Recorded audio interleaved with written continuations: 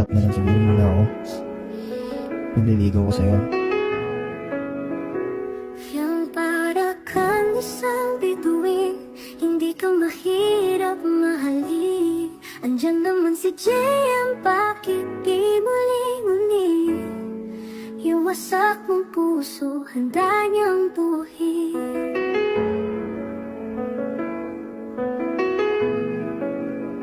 Huwag kang manghinayang sa taong ikaw mismo ang sinayang.